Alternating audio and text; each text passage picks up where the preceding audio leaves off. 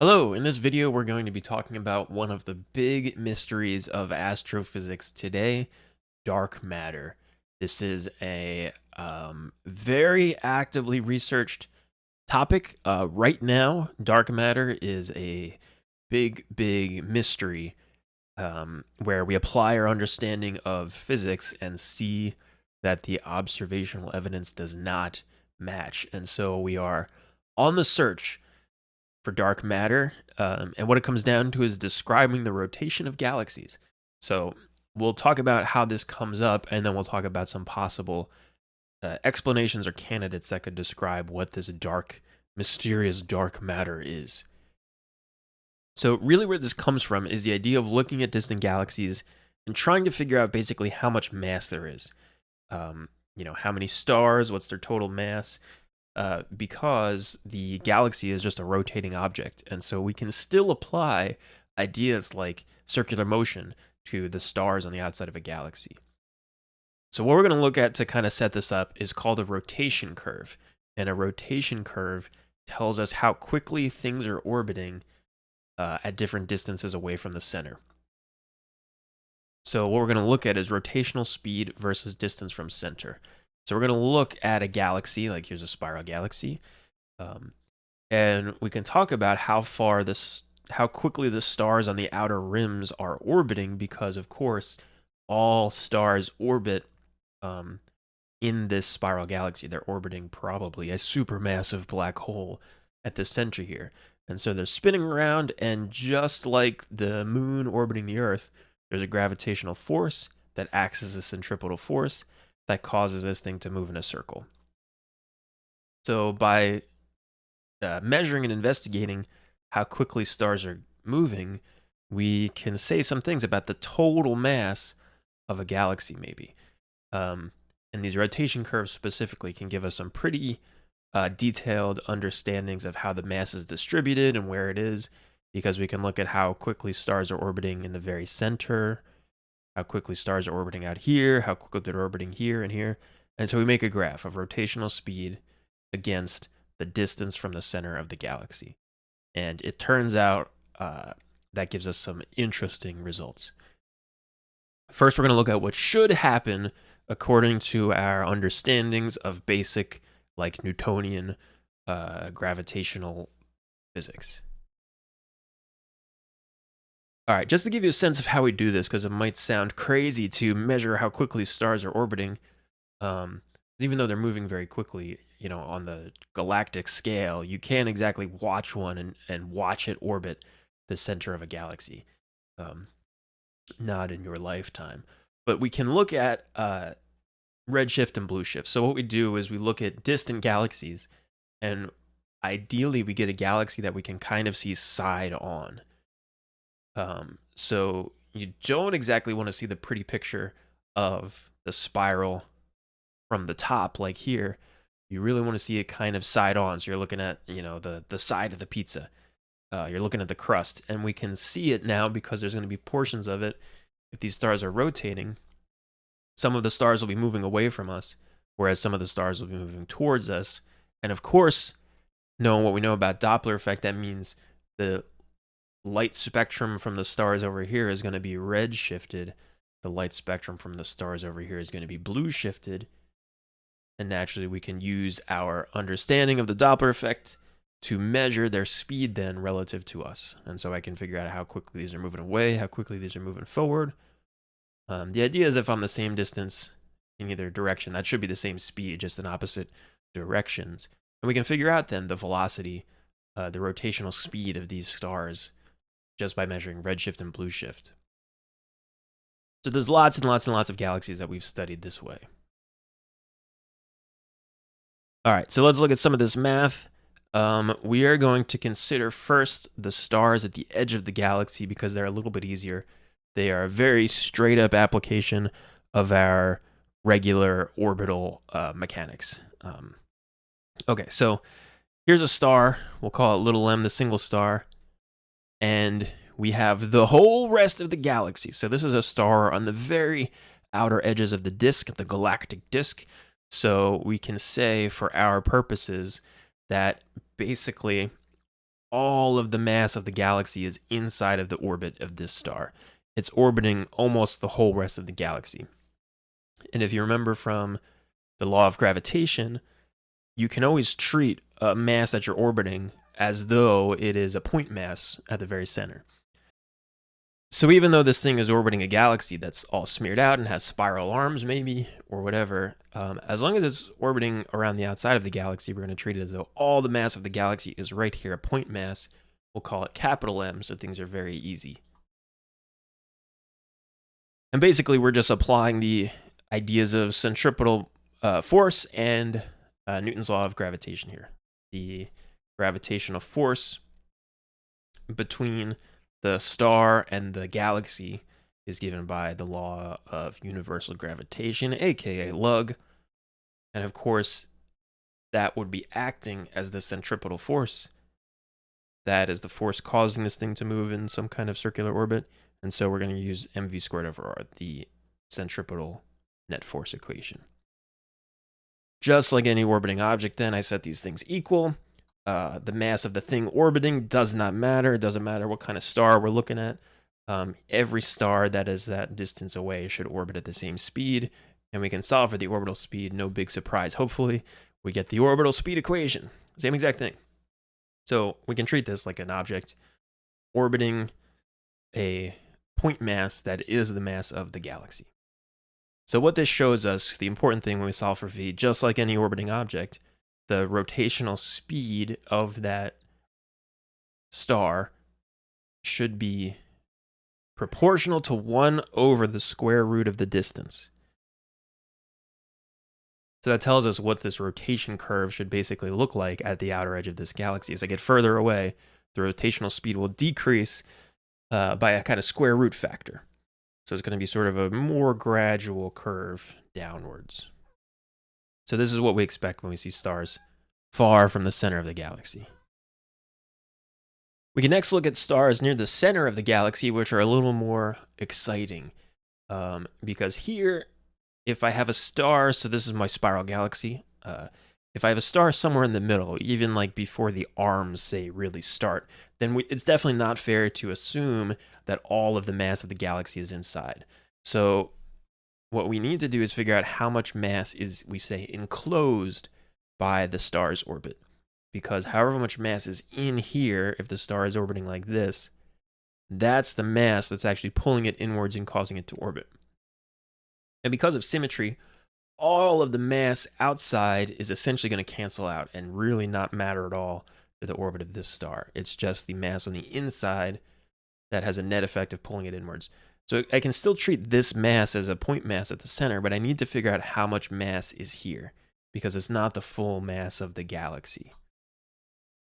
So here's how we do it. That mass, I could figure out the volume of space enclosed by that star.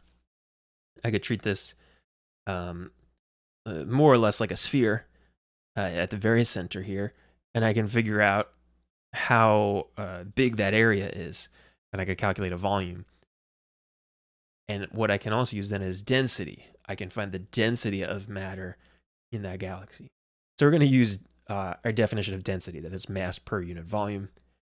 I could figure out then the mass of stars enclosed if I know the approximate density, and with the radius I can figure out the volume. So this would look like that. Volume for a sphere, we're going to use 4/3 pi r cubed, of course, and rho is our variable for density, as usual. All right, so this is a function that can give me the mass of the stars that are enclosed by the orbit at a given radius. We're assuming towards the center that the density of stars is pretty uniform, and that's a pretty fair assumption. All right, so again, for near the center, I'm still going to use this equation because we still have our regular orbital mechanics at work. The only difference is we may not know that mass, but we can replace the mass with that function we just came up with. In other words, make it a function of r. What we see here is very interesting. I have an r cubed up at the top, I have an r below, so this really becomes r squared. And then when I solve for v, the orbital speed, r squared, I see that it turns out this is the equation I get, and it looks like v depends on r now.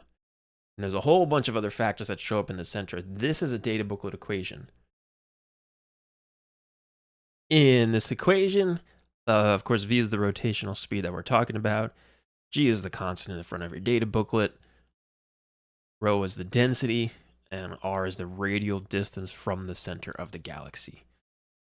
Again, it's really just a lug equation, orbital speed equation. So putting all that together, this is almost a piecewise thing. We see that there's different relationships at different places, because towards the center, we should see a directly proportional relationship between speed and distance. But as we get towards the edge and essentially the mass stops increasing, then we should see the rotational speed drop off. So this is what we expect. This is where v is proportional to r. This is where v is proportional to 1 over square root of r. So we expect when we look at those red shifts and blue shifts and measure from the center of the galaxy out towards the edges, that it's going to increase linearly, proportionally even for a little while. And then eventually at some point when we get towards the edge, it's going to taper off. You don't have to worry so much about like where that change happens. But more or less once you get towards the outside where the mass stops increasing, then you start to get this fall off. That is what we expect. So that's our understanding of, again, basic. We're just using lug and the orbital speed equation. Understanding those two things, that's what should happen. It gets very exciting, though, because when we actually take these measurements, we see something very different. So what we see does not match our predictions. Again, we measure the red shift and blue shift, and what we see is this. So while we expect that the curve is going to increase proportionally, that still pretty much happens. We expect then once we get towards the edge, it's going to start to fall off. What we really see, though, is that the curve more or less flattens. It hits this kind of steady value and stays pretty close to that value. It might have a little bit of a dip or kind of a wobble like this. But you can see there's a big difference between the observed curve and the predicted one. So there's a big issue here. Something mysterious is happening to cause these stars not to slow down as they get further away from the galactic center. Here's a good little animation of what's really happening. We predict if we were to model, model the galaxy, we predict that these stars on the outer edge are going to be going very slowly. These stars are going much more quickly. What we really see is they're going a lot faster than expected. They are going at a rate that is much higher than we think, and pretty much once we get towards the edge, they're going very close to the same rate. With our current understanding of gravity, when we apply the laws of gravitation to this kind of body, this galaxy should fly apart. These are going much more quickly than they should be, quote, allowed to. It'd be very much like taking a turn at greater than the maximum speed that you can take a turn at, given like centripetal motion. And so Newton's first law says these should be flying off, just like your car would skid out of the turn. So something else is going on. That something else we have named dark matter. And the idea is, if the stars are going that fast, there must be a lot more mass somewhere, a lot more matter that we can't see. So the evidence for this is that the rotation curve becomes flat. And in a very basic sense, when the IB asks you about this, they will tend to ask, what is the evidence for dark matter? A flat rotation curve is the evidence for dark matter. That implies that there's a lot more gravitational force than we can account for. And there's therefore a lot more matter than we can account for. So the idea is there must be matter we can't see. So we call it dark matter. We're going to talk about some different candidates and things that we have observed and seen, but the idea is it can't be luminous matter. The opposite would be luminous matter. Stars are luminous matter. They give off light. Dark matter would be matter that emits no radiation, aka emits no light, and doesn't even really interact with light very much. So we can't detect it, we can't see it. There is also an idea that it could be some kind of exotic, non-baryonic matter, something not made of protons and neutrons, but that's pretty out there. For the most part, we are focusing on things like black holes, neutron stars, and we'll look at some of the candidates here. The models show that the curves we see could be explained by, we would call it a halo of dark matter. That would look like this. So here is the disk of a galaxy looked at side on. So there's the central bulge. There's the whole disk. We're looking at the side of the pizza here. Of course, we have all kinds of globular clusters above and below. But there is the galaxy. Luminous matter, what we think of as the normal galaxy. Mathematically, we are saying that there must be a whole bunch more dark matter out here. And the mind-blowing thing is there's at least 5 times more dark matter than there is luminous matter for this math to work. Some predictions put it as high as 90% of the mass of a galaxy could be dark matter, which means when you look at a galaxy and you see those billions and billions and billions of stars, that's probably 10% of what's actually there. The other 90% is hidden, and we don't really know what it is. It's pretty mind-blowing. We do have a couple of pretty good ideas of candidates for dark matter. Dark matter we have a little bit of a better handle on. Maybe some more plausible ideas than we do for, say, something like dark energy, which we will talk about soon. But dark matter, there's 2 candidates, and they are called MACHOs and WIMPs. So the first is the MACHO, and this is a massive compact halo object. You can see physicists being physicists are going out of their way to try and make MACHO work with this acronym here. All right, but massive compact halo objects. That means objects in the halo outside. High mass but compact. So things like black holes, things like neutron stars, things like even brown dwarfs. Stars that never quite had enough mass to make it to really truly being stars. These would be not associated with the planetary system, so they would not reflect any light, so they don't give off light and they don't really interact with light. We have found a lot with gravitational lensing, so we can see distant stars and the light basically gets bent by the strong gravitational field of like a black hole or a neutron star.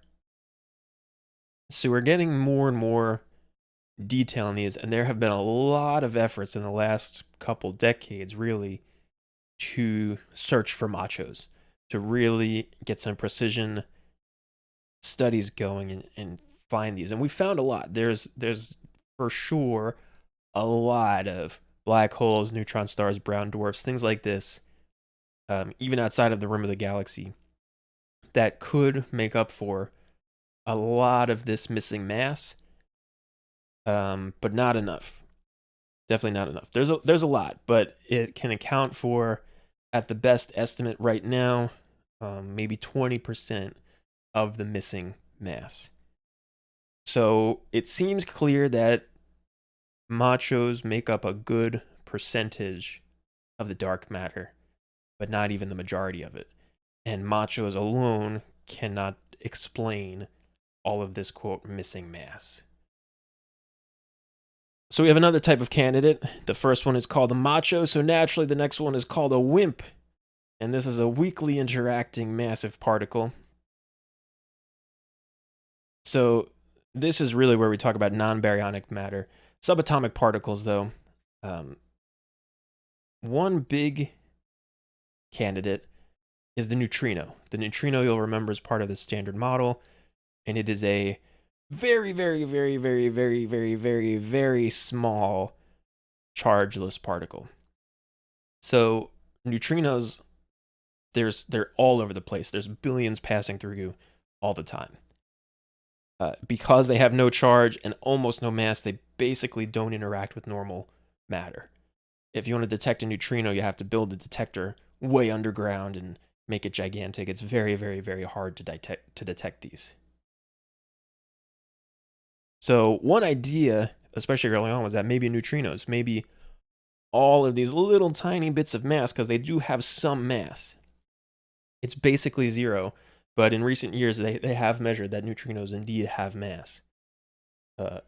Just very, very, very small amount. But if there's so many of them, maybe all those little tiny bits of mass can add up. Long story short, no way. The neutrinos alone cannot make up for the amount of missing mass, even in their mind-blowing numbers. Their mass is so small that they're not going to make up all of that mass, 5 times the mass of the luminous matter in the galaxy. So there's other ideas that maybe there's undiscovered weakly interacting particles. Maybe there's particles that are not part of the standard model. One big thing that they are currently looking for is supersymmetric particles. And these follow something called supersymmetry, which we won't get into the details of, but basically an idea that there's a lot more particles than we have in the standard model. And they are very actively searching for these in things like the Large Hadron Collider. So far, no WIMPs besides neutrinos have been detected. If we could find particles like that, it would, number one, fundamentally change our understanding of particle physics, but would also really neatly explain, could explain and make up for dark matter. Either way, just like neutrinos, you would need an incredible amount of these to be around. But some of the candidates are much more massive, even maybe close to the size of protons, if we're talking of some of the supersymmetric particles that they are hoping to find but still have not found. And of course, we have to consider the possibility that we may just have an incomplete understanding of how gravity works in this application in terms of the rotation of a galaxy. We have seen plenty of times before, as we've gone through now and studied sort of the history of physics in this course, where we have been at a crossroads and said, yeah, we pretty much got it. We know how physics works. There's just these 1 or 2 weird things, ultraviolet catastrophe, whatever. And then later find that, in fact, we need to kind of fundamentally tweak how we describe the universe in some really basic and big ways. So we always have to be open to that, the idea that, physics is just our best way of describing the universe. That description is constantly evolving as we get better and better ways, and we take more and more precise measurements, and we can test our predictions and see what matches observational evidence. So we're really just trying to paint the clearest picture we can of what's happening, and if that means we have to tweak some things, then that's what it means. So the word wrong here is a little dramatic, but the idea is perhaps the laws of gravity that describe the rotation of this galaxy are not quite complete, or we need to make some adjustments to describe the rotation of galaxies. Now, that being said, this does seem like a much less likely reality than there actually being just a lot of mass that we can't account for. We do have other measurements in space at similar distances and scales and sizes where these equations do hold up. So we're pretty confident that Newtonian gravity in the precision that we're working in should work completely fine in terms of this application. So it doesn't seem likely, at least for dark matter here, that our understanding of these basic laws of physics is way off base. We do have ample evidence that we think that's probably not the case, but it is something we always need to consider as we're looking at things. All right, but there you go. The idea here is that dark matter is about 5 times more stuff than the normal luminous matter we can see. And a little preview for next time, it turns out that is even a small fraction of the total stuff in the universe, because there's this other big, much more mysterious thing called dark energy, but we will get to that next time. It is pretty wild, though. The stuff we study, can see, can observe, can measure, makes up a tiny sliver of all the stuff in the universe. Pretty exciting. All right. So there you go. That is dark matter for you. We will continue next time, talk about dark energy. These are really exciting and groundbreaking things that, who knows, you might study and contribute one day. There you go. Until next time, have fun.